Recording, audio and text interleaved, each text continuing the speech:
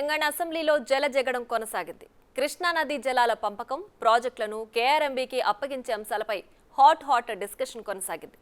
గత ప్రభుత్వ తప్పిదాలను అధికార కాంగ్రెస్ పార్టీ ఎత్తి చూపుతూ గులాబీ నేతల దుమ్ము దులిపింది. తెలంగాణ ఏర్పడ్డ తర్వాత 2014లో 2015 నుంచి పోయిన సంవత్సరం వరకు కృష్ణా నదీ జలాల్లో కేవలం 299 టీఎంసీ అడిగి ఆంధ్రాకి 512 టీఎంసీ అప్పజెప్పి తెలంగాణ రాష్ట్రానికి తీవ్ర అన్యాయం చేసిన విషయం మీ ద్వారా యావత్ తెలంగాణ ప్రజానిగా తెలియజేస్తున్నాను. The earlier TRS government did not ఈ వాటరు సెంట్రల్ గవర్నమెంట్ ముందు వాటర్ షేరింగ్లో they did not put a claim for this water.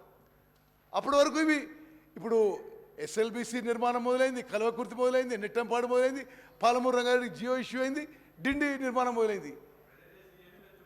సరే, డెఫినెట్లీ మీరు యూఆర్ వెల్కమ్. ఓకే, మీరు ఈ 225 టీఎంసీకి వాటర్ క్లెయిమ్ చేయలేదు. మీరు ఓన్లీ 299 టీఎంసీ క్లెయిమ్ చేసిండ్రు. 731 టీఎంసీ వరకు మనకి అడిగే అవకాశం ఉన్నా గత టీఆర్ఎస్ ప్రభుత్వం కేంద్ర ప్రభుత్వం దగ్గర కేవలం 299 టీఎంసీ అడిగింది. అసలు అట్లీస్ట్ ఎంత ఆశ్చర్యకరం అంటే, సరే మీరు కంటెంప్లేటెడ్ తీసుకోవాల్చుకోలేదు plan projection, but on going work మొదలైన ప్రాజెక్ట్స్ మీరు తీసుకున్నా 525 టీఎంసీ అడగాల్సిందే.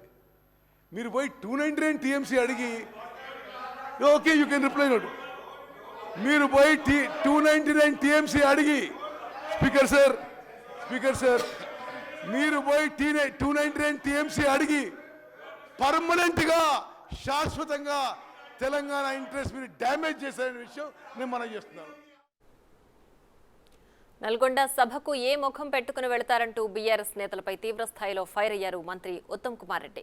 పాలమూరు ప్రాంతానికి ప్రాజెక్టుకు తీవ్ర అన్యాయం బీఆర్ఎస్ నేతలే అంటూ మండిపడ్డారు.